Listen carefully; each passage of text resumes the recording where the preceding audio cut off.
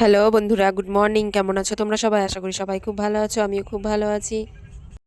এখন বাজে সকাল 10টা। ঘুম থেকে উঠেছি একটু আগে, উঠে ফ্রেশ হয়ে নিয়ে এসছি এখন চা বানাতে।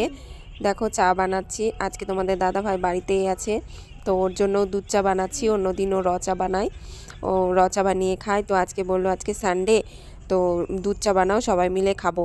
তো এখানে দেখো 3টা কাপে নিয়ে নিচ্ছি, আমার, তোমাদের দাদা ভাইয়ের আর মামির জন্য। মামা এখনও ঘুম থেকে ওঠেনি, সেই জন্য শান্তি করে একটু চাটা বানালাম। আর খুব ঠান্ডা পড়েছে, প্রচণ্ড ঠান্ডা পড়েছে, এখন গরম জল খাচ্ছি। তো গরম জল করে নিয়ে যাই, ওই ঘরে বসে বসে খাবো। আগে গরম জলটা খাবো, তারপরে চা খাবো। মামামের জন্য ওয়েট করছি, ও উঠবে তারপরে চাটা খাবো। ও না উঠলে না চা খেতে ভালো লাগে না, একটু বিস্কুট খায় তো আমার সঙ্গে, চা দিয়ে ভিজিয়ে ভিজিয়ে, সেই জন্য। তো এখানে আমি গরম জলটা আগে খেয়ে নিই, তারপরে চা খাচ্ছি।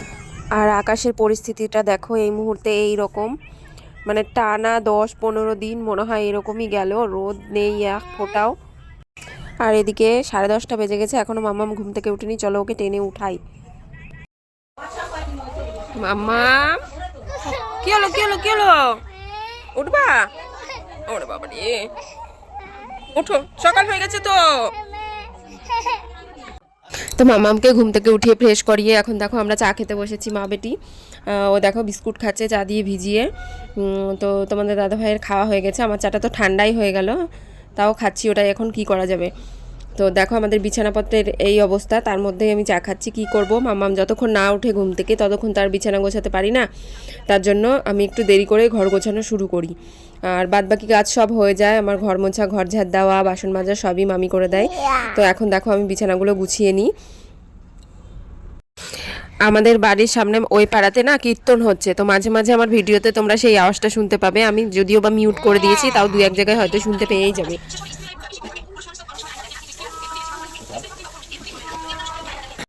হ্যালো বন্ধুরা, সকালবেলা থেকে ভাবছি তোমাদের সামনে আসবো আসবো আসবো আসবো করে আসাই হচ্ছে না, তো চলে আসলাম ফাইনালি। এসে এখন আমি, তাও এসেছি কোথায়, রান্নাঘরে। রান্নাঘর থেকে ছুটি নেই আমাদের, রবিবার হোক আর যাই হোক। তো আজকে চলো কি রান্নাবাড়ি হচ্ছে সেটা তোমাদের একবার দেখিয়ে দিই। তার আগে আমি একটু ভাত ভাজবো, সকালের খাবার এখনো করা হয়নি। তো চা খেয়ে এতক্ষণ বসেছিলাম, গল্প করছিলাম, তো বাজার থেকে আসলো, এসে সব গুছানো গাছানো হয়ে গেছে। এখন ভাতটা ভেজে খাওয়া দাওয়া করে নিয়ে তারপরে দুপুরে রান্না শুরু করবো। তো আর বক বক করলে এখন বেশি দেরি হয়ে যাবে, তো চলো রান্নাটা স্টার্ট করে দিই। তাহলে এটা বেটিকে দিয়ে দাও, নিয়ে যাও। এই মাত্র সকালের খাওয়া দাওয়া কমপ্লিট করলাম, এবার দুপুরে রান্নায় যেতে হবে। আজকে যেহেতু সানডে, তো আমাদের তো সেরকম বাইরে যাওয়া হয় না, বাইরের খাবারও খাওয়া হয় না, তাই বাড়িকেই একটু সানডেতে মানে স্পেশাল রান্নাবান্না করে সানডেটা স্পেশাল বানানোর চেষ্টা করি। তো আজকে কি রান্না করছি চলো তোমাদেরকে এক ঝলক দেখিয়ে দিই। করব চিকেন, হলুদ লবণ মাখিয়ে রেখে দিয়েছি। আর এখানে দেখতে পাচ্ছ গাজর, বিন আর বিট হচ্ছে কেটে রেখে দিয়েছি। আর এখানে পেঁয়াজ, রসুন, টমেটো, আলু, আর এখানে হচ্ছে ফ্রাইড রাইসের চাল নিয়েছি। অল্প করে ফ্রাইড রাইস করব, আবার ভাতও বানাবো। যেহেতু তোমাদের দাদাভাই এগুলো খায় না, তার জন্য ওর জন্য ভাত বানাতে হবে, আর চিকেন তো করাই হবে, তো চিকেন দিয়ে ভাত দিয়েও খেয়ে নেবে। আর আমি নাই, আর আমার ছোট মেয়েও খুব ভালোবাসে ওগুলো খেতে, তো আমরা সবাই মিলে ওই ফ্রাইড রাইস আর চিকেন খাবো। তো এখন 12:30টার মতো বেজে গেছে, আর দেরি করলে আর রান্না বান্না করতে আমার 2-3টে বেজে যাবে। তো সেই জন্য এখন তাড়াতাড়ি করে রান্নাটা চাপিয়ে দিই।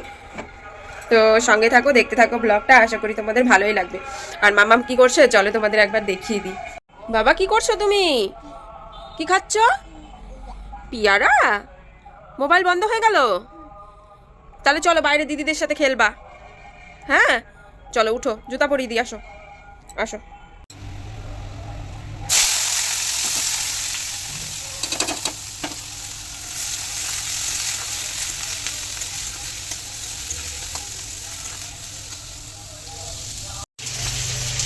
তো ফ্রাইড রাইসের ভাত নামানো হয়ে গেছে, আর তোমাদের দাদা ভাইয়ের ভাতটা ফুটছে।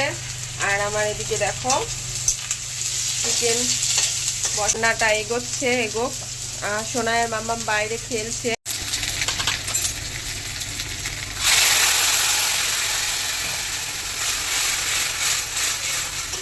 আমি চিকেনটাকে আগে ভেজে রেখে দিয়েছি এখানে, আমি চিকেন হলে আমি ভেজেই রান্না করি, তো এতে টেস্টটা বেশ ভালো হয়। মশলাটা কষিয়ে নিয়েছি, এবার চিকেনগুলো দিয়ে দিব। এবারে মাখিয়ে চুপিয়ে রান্না করলে সেটার একটা স্বাদ, আর এভাবে করে রান্না করলে সেটার আলাদা একটা টেস্ট। সবভাবেই খেয়ে দেখা ভালো। আমার রান্না বান্না কমপ্লিট। এই হলো চিকেনের ঝোল, আর এখানে হচ্ছে ফ্রায়েড রাইস, আর এখানে ভাত করে রেখে দিয়েছি। তো এখন আমরা খেয়ে নেব। আমার জন্য আর সোনাইয়ের জন্য বেড়ে নিচ্ছি প্লেটে।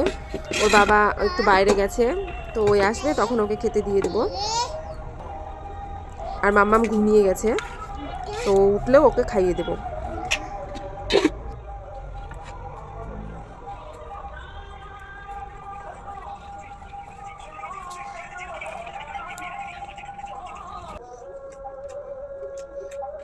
তো চলো আমরা খাওয়া দাওয়া করে নিই, তারপর আবার ইভিনিং বন্ধুরা। আমি আবার সন্ধ্যেবেলা আসলাম। দেখো আমি এখন রেডি হয়ে নিয়েছি। আমি এখন যাচ্ছি আমার শ্বশুর বাড়ি। তো মেয়েরা রেডি হয়ে সামনে দাঁড়িয়ে রয়েছে ওর বাবার সঙ্গে, আর আমিও রেডি হয়ে গেছি। ওই বাড়ির জন্য একটু ফ্রায়েড রাইস নিয়েছি, আর এখানে মাংস নিয়েছি। তো নিয়ে যাব ব্যাগ। চলো ওখানে গিয়ে আবার কথা বলছি। ওরা দাঁড়িয়ে আছে, আমাকে তাড়া দিচ্ছে খালি বারবার করে। তো চলো সবাই। বাইরে দেখো কি কুয়াশা, ঠান্ডা ভালোই পড়েছে, তবুও যাচ্ছি। একটু না বেরোলেও ভালো লাগে না বাড়ি থেকে। তো চলে আসলাম শ্বশুরবাড়ি।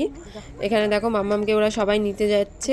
তো মাম্মাম যাবে না কিছুতেই, আসলে ওদেরকে বেশি দেখে না, তো তাই জন্য ভুলে যায়, মাঝে মাঝে চিনতে পারে না, বাচ্চা মানুষ তো। তারপরে দেখো ওখান থেকে বেরিয়ে তোমাদের দাদা ভাই এখানে দাঁড়িয়ে আছে। সোনাই বলে এগরোল খাবে, কি সেজেছো সোনা? কেনার জন্য দাঁড়িয়ে রয়েছে। দেখি দেখি।